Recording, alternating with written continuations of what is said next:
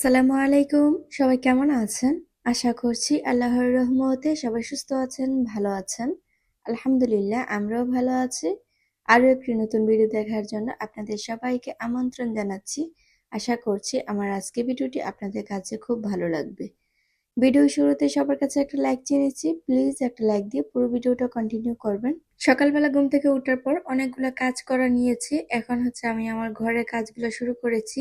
ঘরের কাজ একটু একটু করে শেষ করে নেব। আজকে প্রচুর পরিমাণ কাজ করতে হবে। তো তারই মাঝে হচ্ছে এখানে প্রথমেই হচ্ছে আমার ড্রেসিং টেবিলের ড্রয়ারটা একটু গুছিয়ে নিচ্ছি। তো এটা না একদমই ভরে গিয়েছে। তো ভাবলাম যে বক্সগুলা থেকে বের করে এখানে ঝুড়িগুলা রেখে দিই। এতে করে দেখা যাবে একটু জায়গাও হয়ে যাবে বা সুন্দর মতো রাখাও যাবে। আর যেহেতু প্রবাসী আবার আসবে, তো বাচ্চাদের জন্য আবার অনেকগুলো হেয়ার ক্লিপ বা রাবার নিয়ে আসবে। তো সেগুলো আবার রাখার মতো জায়গা নেই। তো যেহেতু কিছুদিন পর পর আপনাদের ভাইয়া বাংলাদেশে আসে, তো অনেক কিছু কিন্তু নিয়ে আসে। আর আমার বাচ্চারা না এগুলো একদমই রাখতে চায় না। আর এই জিনিসগুলো না খুব বেশি হারিয়ে থাকে। হেয়ার ক্লিপ, ব্যান্ড এগুলো যেন কেন জানি আমার কাছে মনে হয় অতিরিক্ত হারিয়ে যায়। একবার পরালে মনে হয় না আবার খুঁজে পাওয়া যায়। তো এমন একটা অবস্থা।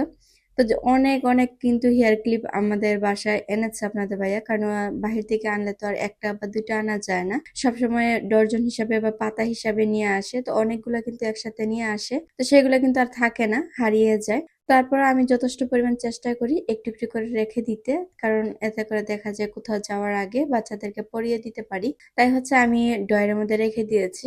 আমি হচ্ছে এটার উপরে থাকে যে গ্লাসটা আছে, গ্লাসের ভিতরে আগে সুন্দর করে সাজিয়ে রাখতাম। কিছুদিন আগে হচ্ছে এটার ড্রেসিং টেবিলের গ্লাসটা একদিন হঠাৎ করে ভেঙে গিয়েছে। তো ভেঙে যাওয়ার পর থেকে কিন্তু আর এটার মধ্যে রাখা যায় না। তো এখান থেকে হচ্ছে ঝুড়িতে রাখি আর কি। ঝুড়িগুলো দেওয়াতে কিন্তু আমার জায়গাটা অনেক কমের মধ্যে হয়ে গিয়েছে। আর এই যে দেখুন অনেক জায়গা আছে, তো আবার যদি হেয়ার ক্লিপ নিয়ে আসে তাহলে কিন্তু সুন্দর মতো রাখা যাবে। তাই হচ্ছে আগ থেকে হচ্ছে জায়গাটা ক্লিয়ার করে নিয়েছি। বাচ্চাদেরকে দিলে তো বাচ্চারা অতিরিক্ত নষ্ট করে ফেলে। যখনই বাবার বাড়িতে যায়, শ্বশুর বাড়িতে যায়, তখন কিন্তু ওদেরকে যেগুলো পরিয়ে দেয় তো সেগুলো আর ফিরে আর পাওয়া যায় না। তো এতে করে দেখা যায় সবগুলো ক্লিপ তাড়াতাড়ি নষ্ট হয়ে যায়। তো এই তো ফাইনালি হচ্ছে আমি গুছিয়ে নিয়েছি ড্রয়ারটা। তো ড্রয়ারটা গুছানো শেষ করে সুন্দর করে লাগিয়ে দিয়েছি। এখন হচ্ছে আমি আমার বিছানাটাকে গুছিয়ে নেব। বিছানা গুছানোর আগে না একটা হচ্ছে কাঁথা ছিল আর কি। তো ওই কাঁথাটার উপরে না কি করেছে আমার বাবাটা, নারকেল তেল ছিল কন্টিন, তো ওই কন্টিন থেকে কি করেছে তেল ঢেলে দিয়েছে। পুরো বিছানায় কিন্তু তেলে ভরে গিয়েছে। তো এই তেলটা একদমই সরানো ঠিক মানে সরাতে পারিনি। অনেক চেষ্টা করেছি। আসলে কি কাপড়ের মতো তেল লেগে গেলে সরানোটা খুবই কষ্টদায়ক। তো কি করার আছে, 2 দিন এমনিতেই রেখে দিয়েছিলাম। তো এখন দেখতেছি যে না, এরকম তেল দেখা যাচ্ছে না। তাই হচ্ছে আজকে বিছানাটা গুছিয়ে নিচ্ছি। তো জানি না আবার চাদরে লেগে যাবে কিনা। আর তুষকে এত পরিমাণ তেল পড়েছে কি বলবো।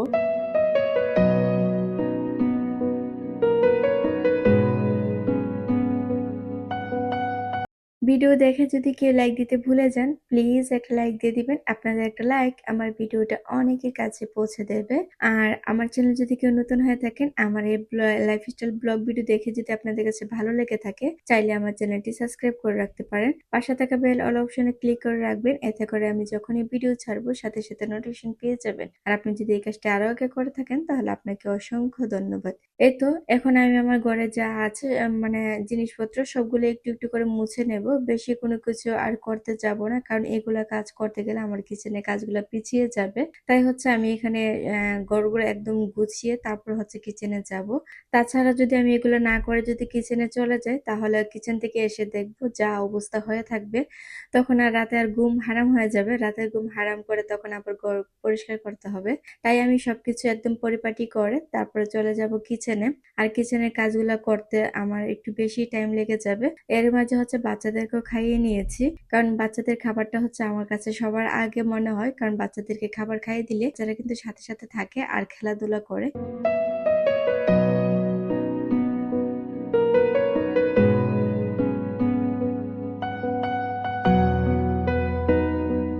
গতকালকে কিছু ডিম এনেছিলাম, তো ডিমগুলো এখন ধুয়ে নেব। ডিমগুলো ধোয়ার আগে কিছুক্ষণ ভিজিয়ে রেখে দেব। এতে করে দেখা যাবে ময়লাটা খুব তাড়াতাড়ি চলে যাবে। তো এখানে কিন্তু দেশি মুরগি ডিমও এনেছিলাম কিছু। তো পাঁচালি হচ্ছে দেশি মুরগি ডিম এনেছিলাম, তার মাঝে আবার না উনি আমাকে 3টা ডিম কম দিয়েছে, কারণ আমিও গুনে আনিনি, উনি আমাকে গুনে দেয়নি। তাই হচ্ছে নিয়ে নিয়েছিলাম আর কি। উনি বলেছিল যে এখানে পাঁচালি আছে, তাই আর গুনে দেখিনি, যে গুনতে গেলে যা আবার অনেকটা সময় লেগে যাবে, তাই নিয়ে এসেছিলাম। তো এখানে এসে গনে দেখি দেখি যে আরো 3টা ডিম কম আছে। আচ্ছা কি অবস্থা! এমনিতে তো দেশি মুরগির ডিম প্রচুর পরিমাণ দাম। তার মাঝে আবার 3টা কম পেয়েছি। তবে এইগুলা না আসলে কি দেশি মুরগির ডিম না কক মুরগির ডিম সেটাই বুঝতে পারি না। তো উনারা না দেশি মুরগির ডিম করে বিক্রি করে ফেলে আরকি। তো কিছু করার নেই। উনারা যা বলে আমি তা দিয়ে হচ্ছে নিয়ে আসি।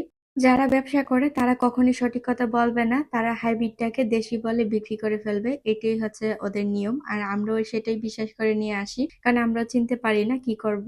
আচ্ছা যাই হোক আমি এখানে হচ্ছে ডিমগুলা ধুয়ে নিয়েছি। তারপর হচ্ছে এখানে আমি একটু ডো তৈরি করে নিয়েছি।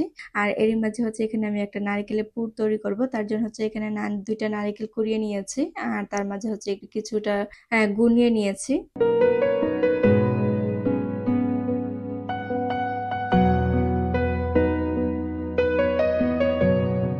আপনারা হয়তো অনেকেই জানেন আপনাদের ভাইয়া বাংলাদেশে আসবে। তো আমি যেই রোজার আগে যে ফ্রোজেন ইফতারগুলো বানিয়েছিলাম সেগুলো কিন্তু প্রায় সবকিছু শেষ হয়ে গিয়েছে। তাই ভাবলাম যে আপনাদের ভাইয়া আসার আগে আরো কিছু ফ্রোজেন ইফতার বানিয়ে রাখি।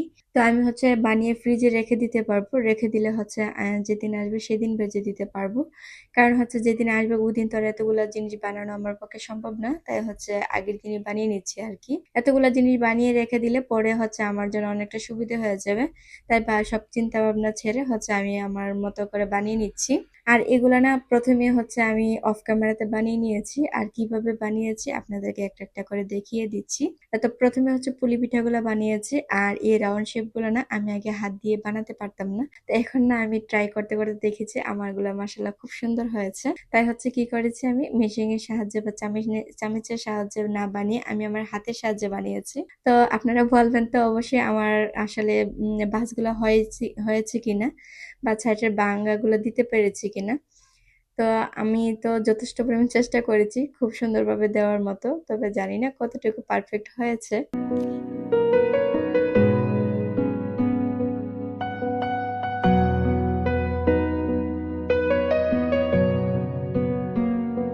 এই তো পুলি পিঠাটা বানানো হয়ে গিয়েছে। এখন হচ্ছে আমি আরেকটা পুলি পিঠা বানাবো, কিন্তু এটা অন্য ডিজাইনের বানাবো আর কি। তো এই ডিজাইনটা না দেখতে ভীষণ ভালো লাগে, তাই হচ্ছে আমি এটা কয়েকটা পিঠা বানিয়েছি, দেখতে সুন্দর লাগবে তার জন্য। তো এই তো পিঠাটা কিভাবে আমি ভাঁজ করেছি সেটাও আপনাদেরকে দেখিয়ে দিচ্ছি। হয়তো আমরা সবাই যে পারবো সবকিছু তা কিন্তু না, যারা পারেন না তাদেরকে দেখাচ্ছি। আমি জানি আমার থেকে অনেক ভালো পারেন আপনারা, তারপরে আমি একটু করে দেখিয়ে দিচ্ছি আর কি আপনাদেরকে। তো এই তো এখানে হচ্ছে আমি প্রথমে উল্টো পাটে হচ্ছে বাস করে নিয়েছি কোন কোন করে, আর আরেক পাশে হচ্ছে পুরটা দিয়ে দিয়েছি। তো এখন হচ্ছে আমি এই তো 2 কোণা একসাথে লাগিয়ে দিয়েছি, আবার অন্য পাশে আবার 2 কোণা লাগিয়ে দিচ্ছি একসাথে। তো এই তো আমি হচ্ছে চারপাশে হচ্ছে মুখগুলো অফ করে দিচ্ছি, কারণ হচ্ছে যাতে ভাজার সময় যাতে না বেরিয়ে আসে। তো আপনারা দেখে অবশ্যই বুঝতে পেরেছেন যে কিভাবে আমি এগুলা বানাচ্ছি। তারপর হচ্ছে আবার উল্টো পাশে এগুলাকে হচ্ছে পাতাগুলাকে উল্টিয়ে নেব, এতে করে দেখতে খুব সুন্দর লাগবে আর সুন্দর একটি ফুল হয়ে যাবে। আসলে আমাদের কথায় আছে না, মানে কোনো কিছু শিখলে শিখা শেষ নেই।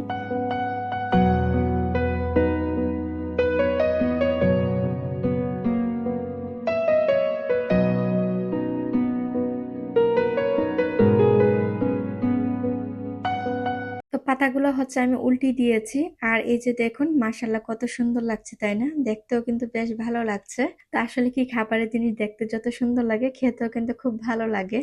তো এই তো আমি হচ্ছে 2 রকমের পুলি পিঠা বানিয়ে নিয়েছি। এগুলাকে হচ্ছে এখন আমি ফ্রিজে রেখে দেব ঠান্ডা হওয়ার জন্য। ঠান্ডা হওয়ার পর হচ্ছে আমি বক্সে করে রেখে দেব। যখন একটু শক্ত হয়ে যাবে তখন হচ্ছে বক্সের মধ্যে রেখে দেব।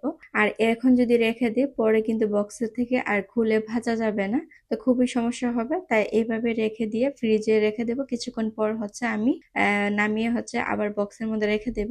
আজকে না অনেক দিন পর হচ্ছে একটু বৃষ্টি হচ্ছে, আর বাহিরে না প্রচুর পরিমাণ দুলের কারণে হচ্ছে আমি অনেক দিন ধরে চাচ্ছিলাম যে আল্লাহ একটু বৃষ্টি দিও, কারণ বৃষ্টির কারণে হচ্ছে এই দুলগুলো একটু কমবে। তো অনেকদিন পর হচ্ছে একটু বৃষ্টি দেখতে পেলাম আর ভীষণ ভালো লাগছে। আজকে দিনটা প্রচুর পরিমাণ ঠান্ডা লাগছে। আবহাওয়াটা আমার কাছে ভীষণ ভালো লাগছে, আর বৃষ্টির আগ মুহূর্তের সময়টা না বেশি ভালো লাগে। এখন কিন্তু বৃষ্টি পড়তেছে, জানি না আপনারা বুঝতে পারছেন কিনা, এখন প্রচন্ড বৃষ্টি পড়তেছে। এখানে আমি কিছু গাছ লাগিয়েছিলাম, মাশাআল্লাহ খুব সুন্দর করে পাতাগুলো মেলেছে। তো এই গাছগুলো দেখতে তো এমনিতেও ভালো লাগে, আর এখন হচ্ছে নতুন করে পাতা গজাচ্ছে, দেখতে তো আরো বেশি ভালো লাগছে। তাই আপনাদের সাথে একটু একটু শেয়ার করলাম আর কি। বারান্দায় কিন্তু আমার তেমন কোনো কিছু গাছ নেই, অল্প কিছু গাছ আছে, সেগুলা হচ্ছে মরে যাচ্ছে। এগুলো হচ্ছে শীতের গাছ ছিল আর কি, শীতের ফুল গাছ, তো সেগুলো এখন আর নেই, তো সেগুলো মরে যাচ্ছে। তো দেখি আবার নতুন করে কোনো গাছ লাগাতে পারি কিনা।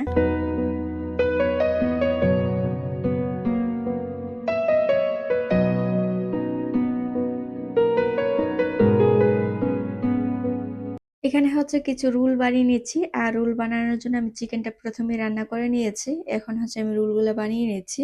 আমার একজন আপু জানতে চেয়েছেন, আপু এক হাঁড়িতে কি বারবার দই বড় আর ওভেনে কিভাবে বসাও, প্লিজ এ নিয়ে একটি ভিডিও বানাও।